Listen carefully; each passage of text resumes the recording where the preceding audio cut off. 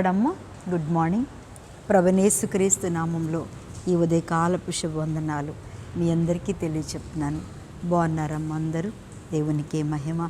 మనందరము బాగుండాలని ప్రతి తెల్లవారుజాము లేచి మీరు ప్రార్థిస్తున్నారు, నేను కూడా ప్రార్థన చేస్తున్నాను. దేవుడు మనకి నిత్యము తోడుగా ఉండునుగాక. నిన్నటి దినమున కరెక్ట్గా 4 గంటలు అవుతున్నప్పుడు ఎంత పెద్ద ఉరుమంటే అసలు అది ఎట్లా ఉందంటే భూమి పగిలిపోతుందా లేకపోతే మేఘాలు పగిలిపోయినాయి అన్నంత గొప్ప శబ్దము అలా వచ్చినప్పుడు అందరు మా కొత్తగూడెం అంతా లేచి గడగడలాడుతూ కూర్చున్నారు కదా. అది ప్రార్థన టైము.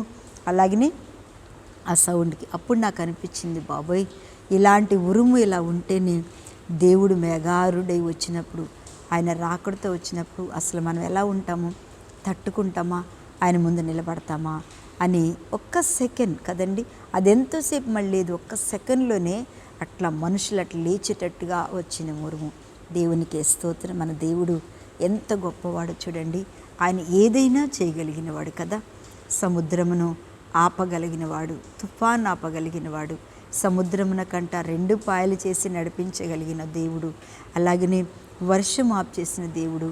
ఇంకా ఏంటంట మరి ఆ యొక్క ప్రవక్తను ఏలియాని చక్కగా ఏంటంట అదేంటి అగ్నిరథములతో తీసుకెళ్ళిన ఆ దేవుడు ఎంత అద్భుతమైన తండ్రి అంటే ఏ క్షణంలో ఏం జరుగుద్దో మనకు తెలియదు. దేవుని బిడ్డలారా, ఏ క్షణంలో ఏ వార్త వింటామో కూడా మనకి తెలియనటువంటి పరిస్థితులు ఈ రోజుల్లో మనకి ఎదురవుతున్నాయి. అందుకని దేవుని కొరకు మనం ఎప్పటికప్పుడు ఉదయం కాలమే లేచి ప్రార్థన చేసుకుని మనం సిద్ధపడి ఉన్నట్టయితే బాంబులు వచ్చినా, ఉరుములు వచ్చినా, పిడుగులు పడినా, ఒకవేళ దేవుని చిత్తమైతే మనం తప్పకుండా దేవుని సన్నిధికి చేరతాము. భయపడవద్దు. స్తోత్రం. హల్లెలూయా. భయపెట్టే మనుషులు ఉన్నారు, భయపెట్టే దుష్టుడున్నాడు, ఇంకా మనల్ని నిందించే మనుషులు ఉన్నారు, నిందల నుంచి ఏంటంట ఇంకా రోడ్ల మీద పడేసే మనుషులు.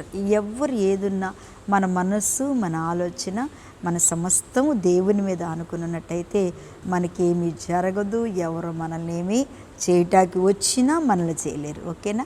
మంచిది. ఈరోజు దేవుని యొక్క వాగ్దానం యెషయా గ్రంథము 44వ అధ్యాయాన్ని చదువుతున్న 1వ వచనము. అయినను నా సేవకుడగు యాకోబు, నేను ఏర్పరచుకున్న ఇశ్రాయేలు విను. చూడండి, అయినను ఎలాంటి పరిస్థితులు వచ్చినా, ఎలాంటి యొక్క కష్టకాలంలో వచ్చినా, ఎలాంటి ఎదురైనా, అయినను నా సేవకుడగు యాకోబు మరి ఏంటంట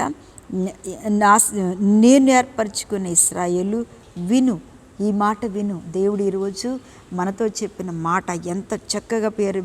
ఇశ్రాయేలు, యాకోబు, నేను ఏర్పరచుకున్న ఇశ్రాయేలు విను. నిజమే. నువ్వెక్కడ వెనుకోకుండా, ఎక్కడ బాధ సొంతంగా అనుభవిస్తున్నావో దేవుడు ఈరోజు నీతో చెప్పే మాట అది ఈరోజు మీరు వినాలి. కష్టంలో ఉన్నా, బాధలో ఉన్నా, ఏంటంటే వేదనలో ఉన్నా, దేవుడు నాకేం చేయట్లేదు అన్నా మీరు వినేటువంటి వాగ్దానాన్ని ప్రభు ఈరోజు మన జీవితంలో చేస్తున్నాడు. అదేంటి అంటే, నిన్ను సృష్టించి గర్భములో నిన్ను నిర్మించి నీకు సహాయము చేయవాడైన యెహోవా ఇలాగు సెలవిస్తున్నాడు. ఎవరంట ఆ దేవుడు? సెలవిచ్చేటాయన ఎవరు? మాట ఇచ్చేటాయన ఎవరు? నెరవేర్చేటాయన చెప్పండి. విన్నప్పుడు మాట ఇచ్చేది ఎవరు? నెరవేర్చేది ఎవరు? అసలు ఏంటి అంటే ఆయన మనతో చెప్తున్న మాట, నిన్ను సృష్టించి గర్భంలో నిన్ను నిర్మించి నీకు సహాయము చేయవాడను నేనే కదా.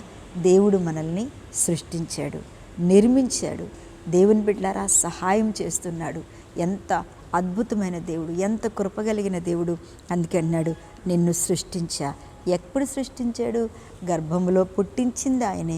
మన బాధలు చూసింది ఆయనే, మన సమస్యలు చూసింది ఆయనే, మన స్థితిగతులు చూసింది ఆయనే, మన స్థితిగతులు మార్చింది ఆయనే, మన కుటుంబాన్ని కట్టింది ఆయనే, మన జీవితాన్ని కట్టింది కూడా ఆయనే అనేప్పుడు ఆయన మళ్ళీ చెప్తున్నాడు, యెహోవా ఏలాగూ సెలవిస్తున్నాడు, నా సేవకుడు యాకోబు, నేను నిన్ను ఏర్పరచుకుని యెషూరును భయపడకు.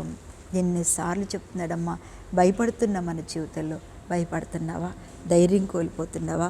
దేవుడు నిన్ను గర్భంలో నుంచి బయటకు తీశాడు.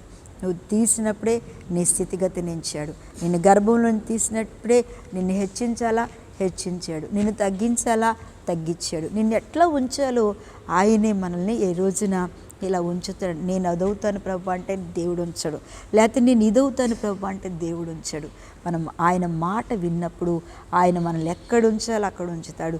ఎలా పైకి లేపాలో లేపుతాడు, ఎలా తగ్గించాలో దేవుడు తగ్గించాలి. ఈ లోకం మనం చూస్తున్నాం, ఎంత గర్వపడి ఒక ఆయన రాజ్యం కోసం గర్వపడి ఎంత ఉన్నతంగా నాది, ఇది నాది, ఈ రాజ్యం నాది, ఆ రాజ్యం నాది అనుకున్నాడు.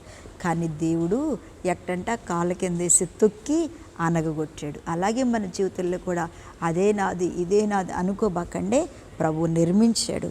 దేవుడు చెప్తున్నాడు, ఏర్పరచుకునే ఇశ్రాయేలు విను, నువ్వు దేవుని మాట విను, ఆయన గర్భంలో నుంచి తీసాడని విను, ఆయనే నీకు సహాయం చేస్తాడని, నీ అవసరతలన్నీ ఆయన తీరుస్తాడు. నువ్వు భయపడకు, ఏర్పాటు చేసుకున్నా. నిజంగా దేవుడు మనల్ని ఎంత అద్భుతంగా ఏర్పాటు చేసుకున్నాడమ్మా. ఆయన కృపలో మనందరినీ ఏర్పాటు చేసుకుని ఇలా ఉన్నాడు. నిజంగా ఆయన కోసం నిలిచి ఉండు, ఆయన కార్యం చేసే వరకు వేచి ఉండు. అటువంటి కృప దేవుడి దినం మనకు అనుగ్రహించునుగాక. ప్రార్థన చేస్తున్న మహాపరిశుద్ధుడా, మహిమ కలిగిన తండ్రి, స్తోత్రములు. ఈ యొక్క ఉదయకాలం ఎంతమంది ప్రభా నేను బిడ్డలు ప్రార్థన వింటున్నారో, ఏకీభవిస్తున్నారు, వారందరికీ ధైర్యం ఇచ్చి అయ్యా నీ మాట విని గర్భంలో నిర్మించిన నీవు వారికి కావలసిన ప్రతి కార్యమును సహాయమును జరిగించి దీవించమని ఈరోజంతా తోడుగా ఉండండి. మంచి కాపుదల దయచేయండి. పుట్టినరోజు, వివాహ దినము, ఏదైనా ఎగ్జామ్, వారికి నిత్యము తోడుగా ఉండి ముందుకు నడిపించి ఈరోజు కృపాక్షేమములు వారితో ఉంచి మేము పొందుకోమని, అనారోగ్యంగా ఎవరైనా ఉంటే స్వస్థత దయచేయమని యేసు నామమున అడుగుచున్న తండ్రి, ఆమేన్.